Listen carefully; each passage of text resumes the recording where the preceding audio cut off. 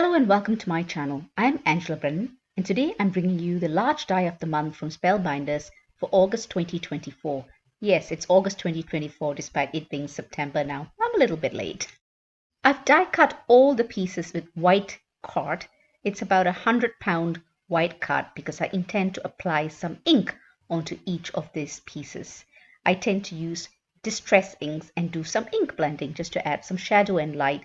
So I add 2 or 3 colors each of the die cuts, and I use my stamp wheel from Altenew to attach these die cuts. Some of them are a little bit small, so the sticky mat on the Altenew stamp wheel stamping platform keeps it in place while I can do some ink blending. Now there are many sticky mats in the market and you can use any of them. I just happen to have this and I'm using this and I find it quite convenient. I use various distress inks to add some color onto each of the die cuts, and that takes a little bit of time. So it really depends on what's the color scheme you want for your card. Here I decided to keep the colors quite simple for the first card. So I've chosen to use some greens, teals, and yellow, and a little bit of gold. So for each of the colors, I choose 2 or 3 colors. So for this one here, I've used salvage patina and peacock feathers. So you've got the light color, the medium color, and to put some shadow in it, I will introduce some chipped sapphire. So just look at the inks that you have and just add colors accordingly. But choose 2 or 3 main colors and then some additional colors to go with it. So if you keep that color scheme simple on your card, it's easier to put a card together. Now you can use contrasting colors, which I do for cards later on, but here what I'm going to do is pretty much use all of the die cuts or the assembled flowers and foliage and put it on the front of a card. I just wanted to fill the front of the card, and I end up doing 2 cards like this. The first one I show you with this color combination, and the next one I'll do a different color combination. So you can do this as in, I like doing this as in cutting everything into white card and then adding ink. Or you can use patterned paper or even plain colored card. Even to plain colored card and patterned paper, you can add inks onto it. So you can add, for example, darker inks onto a light teal card if you die cut it in a light teal card, or a light pink card, whatever. You can just add some ink onto it as well. That's something I don't really do, and maybe that's something I'll do next time, but here I decided it's easier to die cut everything in white and then add my inks to it. I really hope you enjoyed the video. Though I know it's really late, it's putting an August Clubkits video in September. I've just had a new job and it's just taken up all my time, and my unfortunately crafting has taken a little bit of a backseat, but I still enjoy crafting and I will definitely still put the videos out.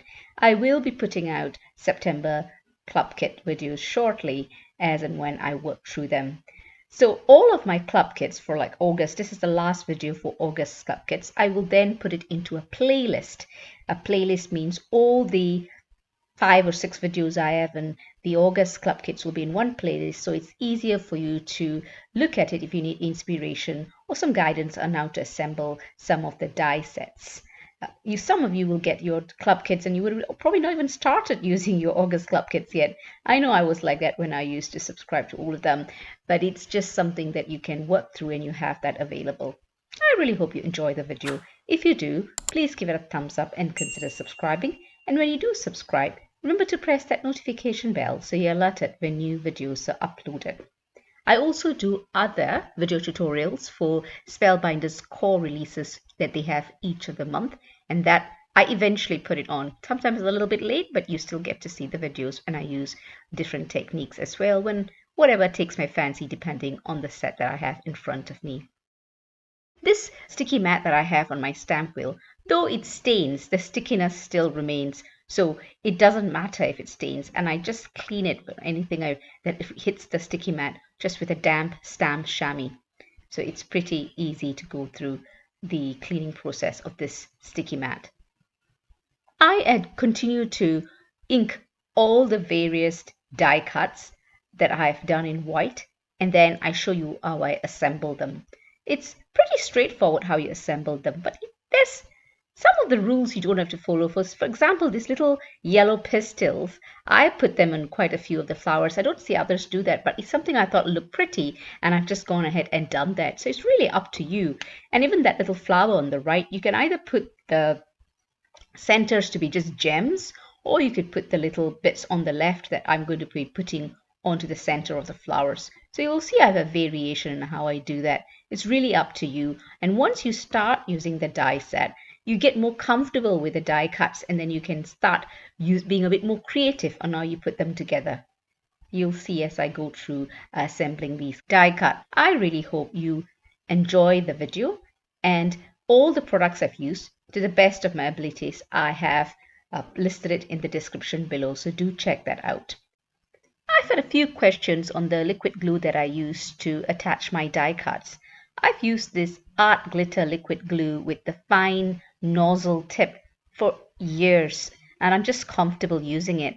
In fact, I do buy a refill of this, a big bottle of it, and I just keep adding it as and when it finishes, so I replenish it. I've got a couple of these small ones, and I will just keep adding and filling it up. I think it's more economical to use it that way, or to keep your stock that way.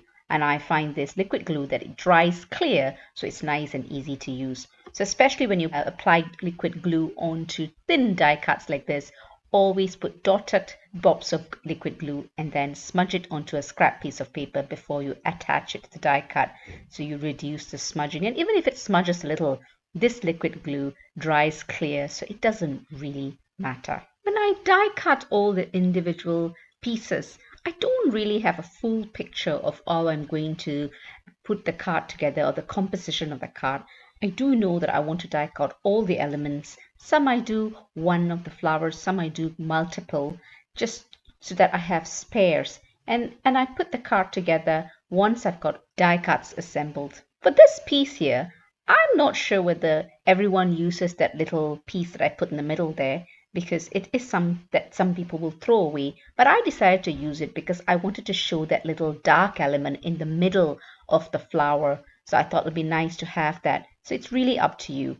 Now what I do, again, I don't think this flower is meant to have a pistil that sticks out, but I wanted to add the yellow pistil that will stick out in the middle of the flower. So I'm putting a little bit of dimensional tape before I put that middle petal in the front there, just to give it a bit of dimension, so it shows a little bit of variation and the flower doesn't look too flat. So this stock or the stem here, it's just easy to add together because there's already a space for it. It just adds, or there's a little protrusion that you can see that fits it quite well together. And this little pistil here, I just added as an afterthought, but I thought it would be a nice addition to the flower. I don't think it's meant to go there, but again, as I say, you can be quite creative in how you put these flowers together. This large flower here, I only use it in this blue version of the composition. I do a similar version of a full card front of all these dies, and I don't use this because I think it takes up too much, but I wanted to do a card that shows you how all the flowers and foliage in this die set can go together. Even for the middle piece here, while I show you how I put this addition bit in the middle, for my second time I use this flower in this cards that I do for this video, I don't use that bits there. So you can see later on how in the finished cards at the end of this video, how it looks. So once I've arranged the die cuts as to how I want it in the card front, I take a press and seal. It's just a sticky plastic that kind of holds all your die cuts together in the right space. Then you can add your glue, and I use liquid glue here, and you can just keep them all in place. It's really handy to have this, and I'll put a link to where you can get this press and seal. I think I've got a roll that I bought probably more than a decade ago, and I'm still going through it, so it's something that lasts a long time, and you can use this multiple times until the stickiness reduces.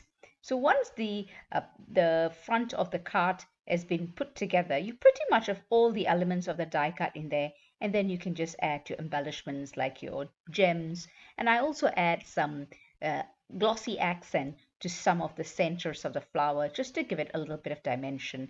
And again, added dimension, I'm adding some foam sheet behind this panel and putting it onto a card base, a top folding card. So this is a slightly smaller card than an A7 card. An A7 card is about 5 by 7, and this one I've just cut it slightly shorter, so it's probably 5 and 6.5 inches dimensions for this card, because the card panel was about the size of an A6 card, which is 14.8 centimeters by 10.5 centimeters. I initially intended this to be an A6 card, but I didn't want to cut off all the bits that are sticking out, so I decided to put it onto a larger card, and you have this unique size card, 5 inches by 6.5 inches. I hope you liked the look of that card.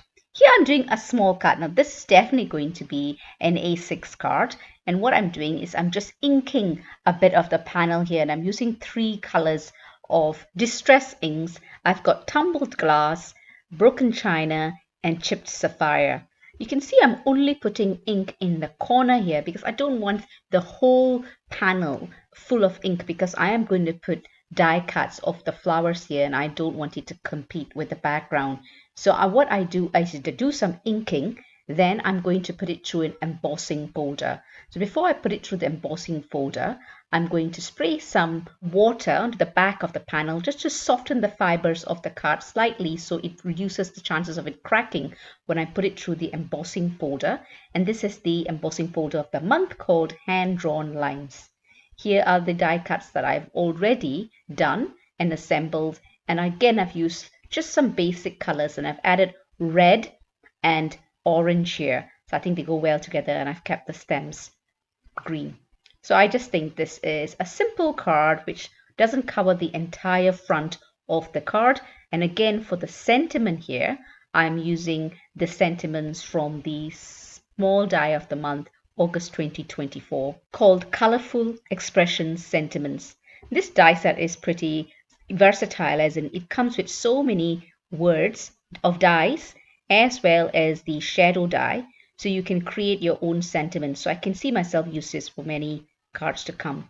Here I've added a vellum as the shadow, but I've also added some additional die cuts at the back, but I've taken away some of that layers for the A and the N so it can accommodate the additional stems there, so it lies flat on the card. I hope you know what that means.